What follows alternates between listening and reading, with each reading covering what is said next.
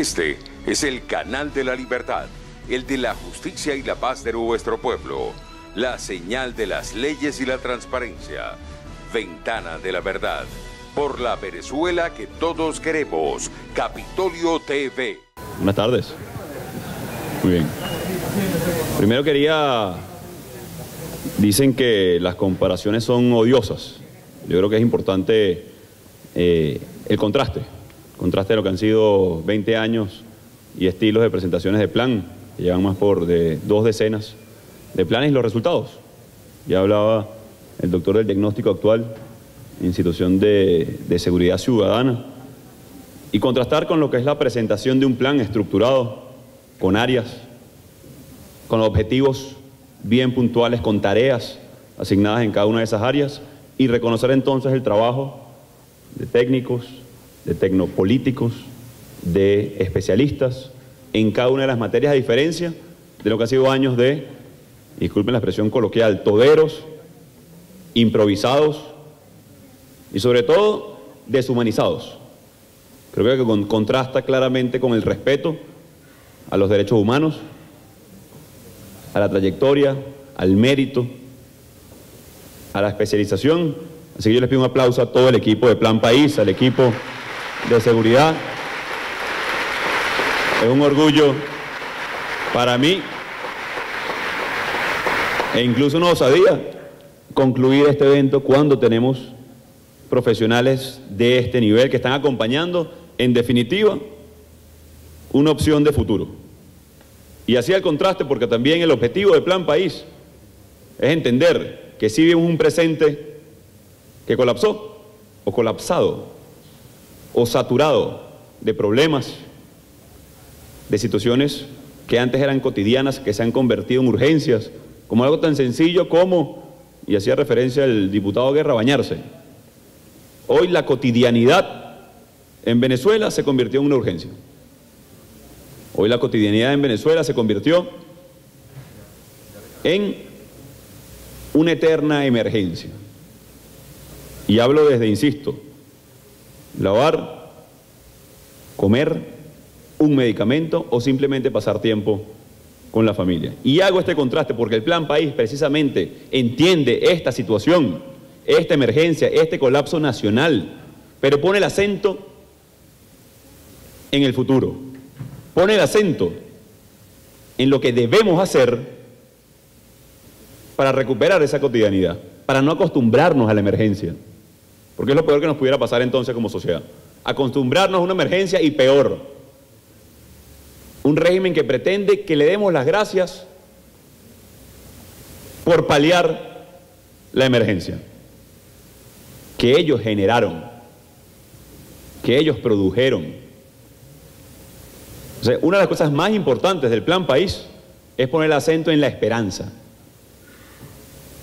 es poner el acento en el futuro que podemos y vamos a construir juntos, porque no va a ser tarea de una persona, no va a ser tarea del presidente encargado o del Parlamento nada más, no, va a ser tarea de hombres y mujeres, de servidores públicos, pero también una sociedad que entiende y que requiere de respuestas rápidas, sí, pero bien estructuradas, bien pensadas. Hoy tengo la seguridad ciudadana también. De hecho, parte de lo que me comentaban los estudiantes de la Universidad Católica, que tuve un encuentro con ellos previo a la presentación de este plan, era precisamente de la seguridad, de lo difícil que es llegar hoy a la universidad, de lo difícil que es salir de la universidad, de los ataques constantes, incluso al campus, incluso a robos cotidianos.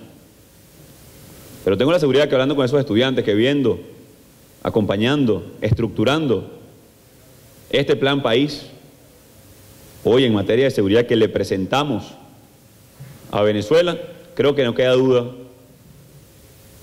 de que si bien la incertidumbre del presente nos agobia, tenemos la certeza de un mañana seguro, de un mañana que va a tener no solamente seguridad, sino certezas de construcción, certezas de planes, certezas de objetivos, certezas de indicadores incluso, Hoy hablaron incluso en este momento de indicadores. ¿Hace cuánto no escuchan ustedes hablar del régimen de indicadores? Los esconden, los ocultan. Y lo ocultan por lo evidente. ¿Cómo ocultaban los indicadores de la emergencia humanitaria? ¿Cómo ocultaban los indicadores de la crisis en alimentación, en salud? Y claro que debían ocultarlos, porque ellos generaron también ese colapso. Y ayer veíamos, por ejemplo, a la ONU, hablando de que en Venezuela hay 7 millones de venezolanos. Escuchen bien la cifra: 7 millones de venezolanos que requieren de ayuda humanitaria. 7 millones de venezolanos, que representa casi el 25% de la población. Escúchese bien la cifra. Que están hoy en riesgo entonces de muerte, si no son atendidos rápidamente. Y uno se pregunta, ¿es de un día a otro que nos convertimos en Caracas, la capital más violenta del mundo? La respuesta es evidente. ¿Es de un día a otro que aparecen 7 millones, 25% de la población que hoy requiere de ayuda y emergencia o está en emergencia humanitaria? La respuesta es evidente, no. Y el miedo del régimen a hablar de cifras, a hablar de indicadores, es porque ellos son los responsables de la tragedia. Cuando se habla de emergencia humanitaria compleja, la palabra compleja quiere decir que está atribuida a factores humanos. Es decir, no fue la tragedia de Vargas, que era una emergencia en ese momento en el estado Vargas, no fue un terremoto, un tornado, no. Fue la corrupción, la incapacidad que nos trajeron a esta situación de seguridad o inseguridad de emergencia humanitaria. Queda claro entonces que el derecho a la vida no es de importancia para este régimen. Porque si luego de años de hablar de N número de misiones, 21 si no me equivoco, en materia de seguridad, si luego de hablar de misión barrio adentro, de los CDI, de médicos cubanos, hoy Venezuela es el país más violento del mundo y adicionalmente el 25% de su población, luego de que más de 4 millones migraran, está en emergencia humanitaria, queda claro entonces que no tiene importancia este régimen por el derecho a la vida, a lo elemental, para poder desarrollar nuestros talentos, nuestros sueños, explotar nuestras oportunidades, aprovecharlas, generarlas para el ciudadano. Por eso lo importante hoy de la estructuración de un plan que tiene elementos muy claros. Uno, se entiende además que este es un elemento transversal y que tiene muchas etapas, desde la prevención hasta el sistema penitenciario, es de reinserción, el sistema de justicia, el sistema penal. Pone énfasis en la educación, por supuesto. Y a este régimen nunca le importó ninguno de estos elementos el día de hoy. Hoy entendemos perfectamente la transversalidad y lo necesario de cada uno de los elementos que hoy hablamos, desde la educación, y voy a algo más específico, que lo hablamos además en muchas de las veces que hemos hablado de seguridad. Uno de los elementos más importantes que hablan cuando se habla de prevención tiene que ver con los espacios públicos, ¿cierto? Una pregunta, ¿cómo se ilumina un espacio público sin luz? Valga la obviedad de la pregunta. Entonces, en un país que colapsó el sistema eléctrico, ¿cómo hablamos de espacios públicos bien iluminados para prevenir el delito en altas horas de la noche, cuando ni siquiera tienen la capacidad de poner la luz? Hoy lamentablemente el sistema colapsó y hago esta obviedad para todos los que estamos aquí, incluso muchos de los que vamos a ver, para los pocos que hoy todavía sostienen al régimen, para los muy pocos. Es importante hacer evidente y obvias las contradicciones que durante años han expresado. Si bien hoy el 90% del país quiere cambio, sabemos que el último 10% que debemos terminar de hablar tiene que ver con los organismos de seguridad del Estado, que tienen que ver mucho con este plan. Hablaron de soberanía también en algunos de los momentos, y las Fuerzas Armadas. Creo que no hay duda ya hoy de quiénes sostienen a este régimen. Un régimen que ya no tenemos nada que pedirle, ni siquiera exigirle, pues están absolutamente atrincherados en Miraflores. Absolutamente atrincherados en un espacio y dicen que es un día de victoria cada día que pasan ahí. No, es un día de pérdida en recuperación, un día de pérdida en vidas humanas, un día de pérdida, un día de asesinatos por no atender el problema de la seguridad, un día que pierde la República. Nuestra tarea entonces, de cara al plan país, a presentar no solamente planes, objetivos, tareas, andamiaje jurídico que hablaba la diputada Dennis, es utilizarlo para dibujar ese futuro, dado un presente al cual no nos acostumbramos, dado un presente al cual no nos vamos en ningún momento a adecuar. Esto tiene que ver con, lo decía, la prevención, cuerpos policiales, fuerza pública, justicia, penal, por supuesto, Ministerio Público, tribunales, sistema penitenciario. La propuesta está muy claramente estructurada. Presentamos objetivos, metas, por supuesto, y solo podremos tener una Venezuela segura cuando, y ustedes lo saben, jueces, fiscales, cuando cese la usurpación. Hoy queda claro quién es el dique, la obstrucción a un país posible, a un país que empuja por su libertad y por su democracia, por la reivindicación de los más vulnerables. Fue una mentira cuando hablaban de protección a los más vulnerables, a los más pobres, cuando vemos que son los más afectados en cada una de las áreas de servicio público o de atención al ciudadano. Hoy, luego de que colapsó, sin duda, el país, y debemos decirlo, y lo recuerdo desde esta universidad cuando una vez escuché, no podemos tener profesionales exitosos en sociedades fracasadas.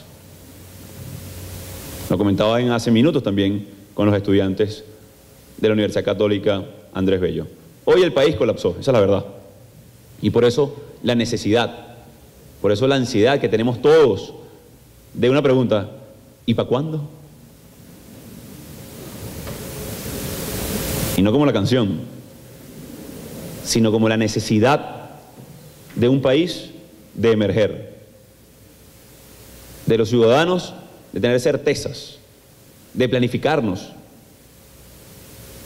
de recuperar la normalidad. La cotidianidad se traduce en normalidad. Y eso, en definitiva, sobre todo a Venezuela, que hoy va a ver el plan país en materia de seguridad, tenga claro que sabemos qué hacer. Tenga claro que son pocos los elementos que nos separan de recuperar la normalidad, que hemos construido mayoría, que la estamos ejerciendo en las calles de Venezuela, que nos estamos organizando a través de la Operación Libertad, que tenemos planes en las distintas materias para recuperar nuestra normalidad. Pero queremos ir más allá. No queremos solamente exigir agua y luz, seguridad ciudadana, transporte público, educación de calidad. Hoy queremos exigir un país en donde podamos soñar, en donde podamos reconstruir nuestros sueños, materializarlos en definitiva. Y para eso tenemos un plan. No solamente hay futuro, hay garantía de éxito en el futuro, hay garantía de sueños cumplidos en el futuro. Un futuro, por cierto, que no espera. Futuro que construimos, que estamos construyendo. Así que aquí el llamado son dos. El primero, a la ciudadanía, a los venezolanos, a los que han puesto todo de su parte para recuperar nuestro país, nuestros sueños, nuestra familia, nuestra normalidad. Es que estamos hoy más fuertes que nunca y parece difícil asimilarlo. Pero, por ejemplo, la OEA reconoce a este movimiento que se ha despertado y levantado en las calles. El mundo reconoce la entrega y la lucha que hemos tenido. Ayer lo hacía la ONU no solamente a través de la exigencia que reconozcan también a nuestro enviado, luego de que cesara la usurpación en la silla de la OEA. Pronto va a cesar también en la ONU, pero más importante en Miraflores.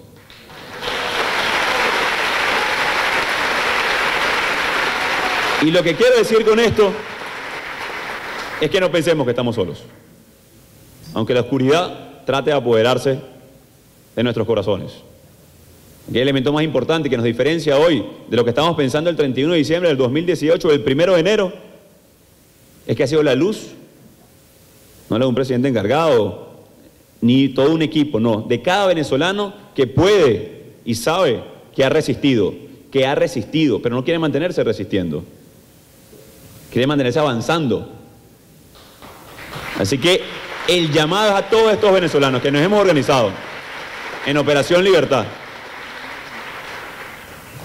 que faltan pocos elementos.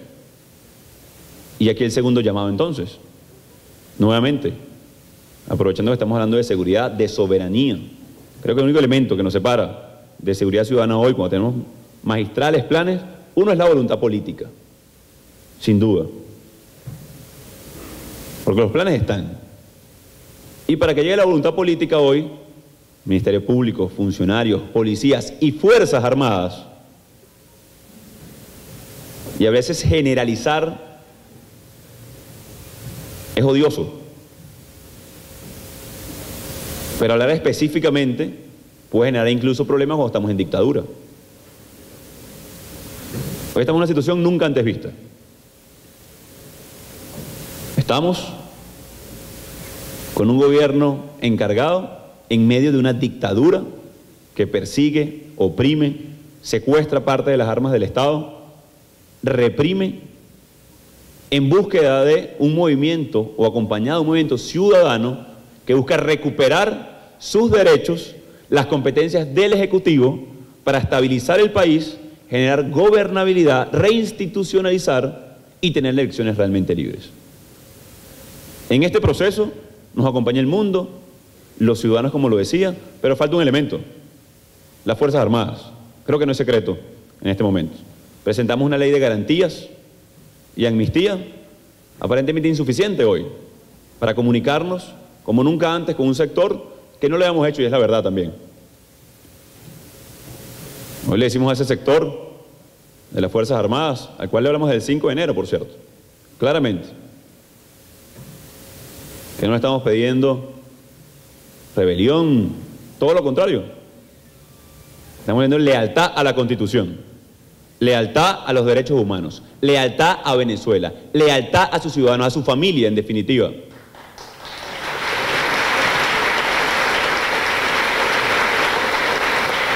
Y que llegó el momento entonces de articular todos estos esfuerzos